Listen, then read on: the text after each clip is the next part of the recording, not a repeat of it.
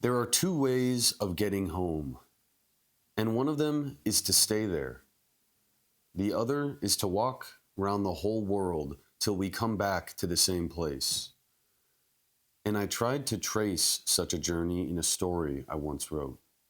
It is, however, a relief to turn from that topic to another story that I never wrote. Like every book I never wrote, it is by far the best book I have ever written. It is only too probable that I shall never write it. So I will use it symbolically here, for it was a symbol of the same truth. I conceived it as a romance of those vast valleys with sloping sides, like those along which the ancient white horses of Wessex are scrawled along the flanks of the hills. It concerned some boy whose farm or cottage stood on such a slope, and who went on his travels to find something, such as the effigy of a grave or some giant. And when he was far enough from home, he looked back and saw that his own farm and kitchen garden, shining flat on the hillside, like the colors and quarterings of a shield, were but parts of some such gigantic figure on which he had always lived, but which was too large and too close to be seen. That, I think, is a true picture of the progress of any real independent intelligence today. And that is the point of this book. This is The Everlasting Man by G.K. Chesterton. I read Orthodoxy by G.K. Chesterton, and then The Everlasting Man, the second book I've read by him. It is a really good philosophical into theological big long essay, kind of like Orthodoxy, that starts in philosophy and goes into religion. I think I like this book even more than Orthodoxy. Here's the table of contents. There's just two parts to this book. There's on the creature called man, and then there's on the man called Christ. So it's kind of starting from a very abstract place, like first principles of philosophy, like what is existence? What is a creature? And then it narrows down, continues to narrow down to animals, plants, humans. Then it gets to humans, and then it says, who's the perfect human? What's the ideal human? And then he starts talking about Christ. The whole second half, or 60% of the book it starts talking about Christ. I'm just going to read some nuggets from this book. I'm not going to review the whole thing, so listen to these nuggets of wisdom from G.K. Chesterton.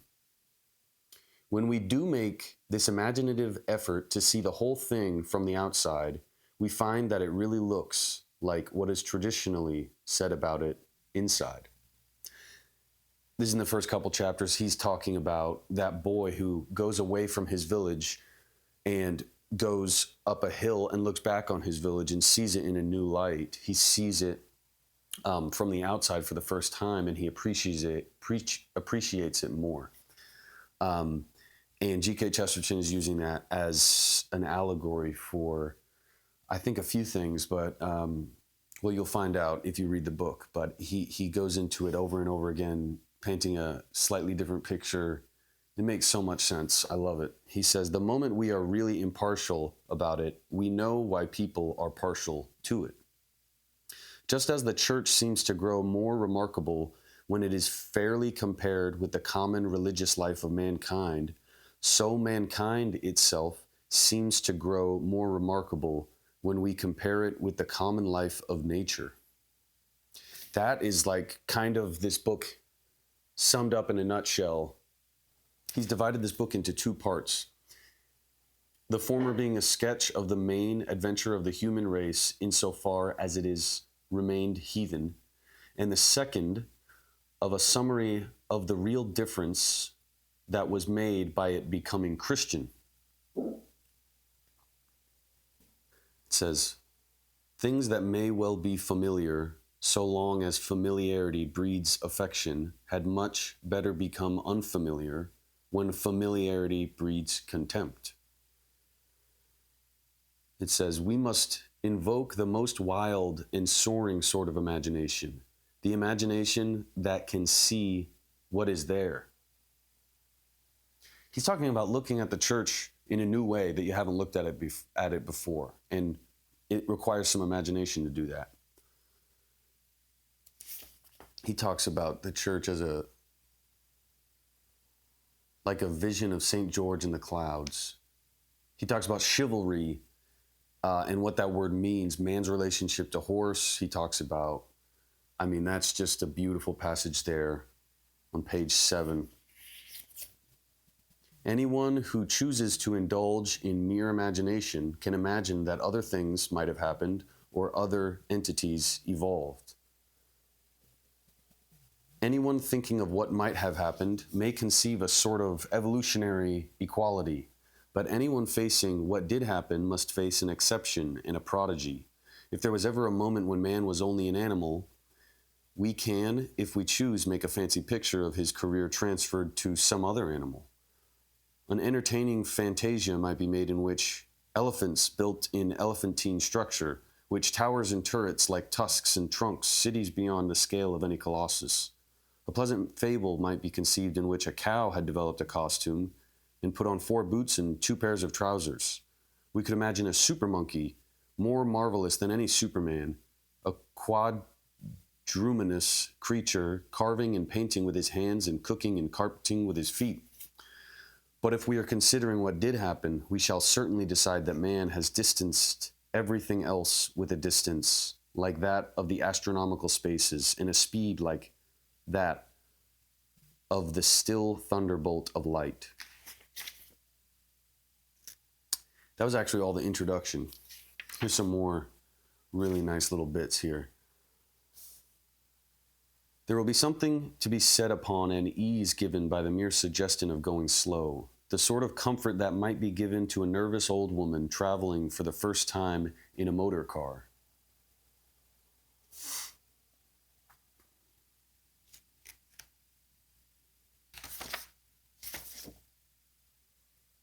We are always told that primitive man waved a club and knocked the woman down before he carried her off.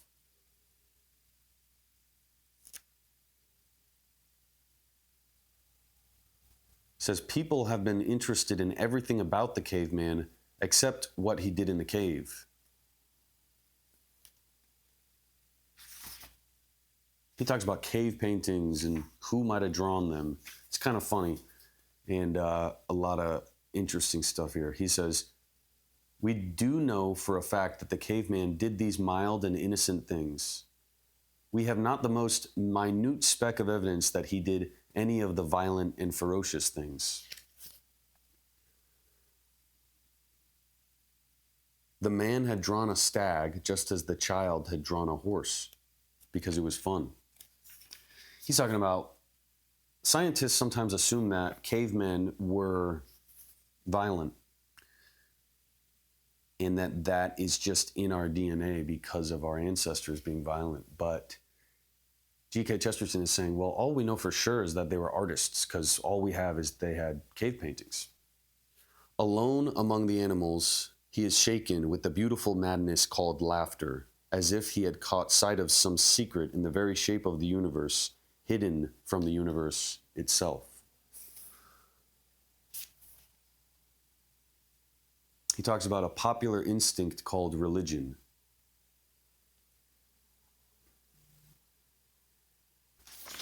Talks about pretending not to understand things that we do understand. He's not a fan of a lot of scientists. He's a fan of science itself, but he's not a fan of a lot of scientists and scientific movements of his time, like the early 20th century. History, especially prehistoric history, has a horrible habit of beginning with certain generalizations about races. I will not describe the disorder and misery this inversion has produced in modern politics, because the race is vaguely supposed to have produced the nation, men Men talk as if the nation were something vaguer than the race. Because they have themselves invented a reason to explain a result, they almost deny the result in order to justify the reason. They first treat a Celt as an axiom, and then treat an Irishman as an inference. And then they're surprised that a great fighting, roaring Irishman is angry at being treated as an inference. They cannot see that the Irish are Irish, whether or not they are Celtic, whether or not there ever were any Celts. And what misleads them once more is the size of the theory, the sense that the fancy is bigger than the fact. A great scattered Celtic race is supposed to contain the Irish, so of course the Irish must depend for their very existence upon it. The same confusion, of course, has eliminated the English and the Germans by swapping them in the Teutonic race, and some tried to prove the races being at one point that the nations could not be at war. These Victorian theories have shifted a great deal in their shape and scope, but this habit of rapid hardening of a hypothesis into a theory and of a theory into an assumption has hardly yet gone out of fashion. People cannot easily get rid of the mental confusion of feeling that the foundations of history must surely be secure, that the first steps must be safe, that the biggest generalizations must be obvious. But though the contradiction may seem to them a paradox, this is the very contrary of the truth. It is the large thing that is secret and invisible. It is the small thing that is evident and enormous. He talks about the center of the ancient world as the Mediterranean.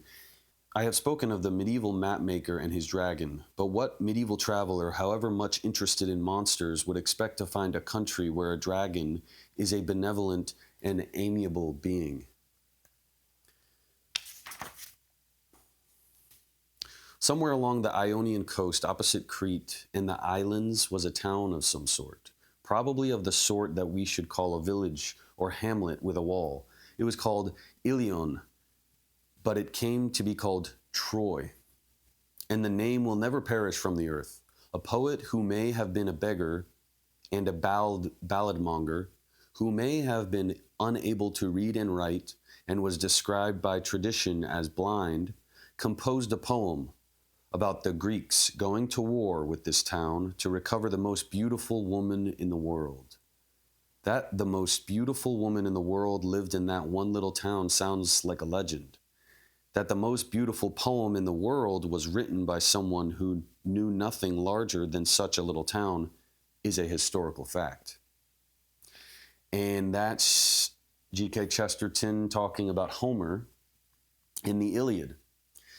And the Odyssey. And he goes further into the ancient world and into heathenism, paganism.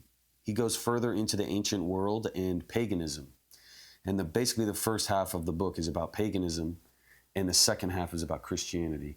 I'm going to read some more in a video soon, but that's some good stuff, some golden nuggets, some good tidbits from a masterpiece of Christian apologetics, The Everlasting Man by G.K. Chesterton.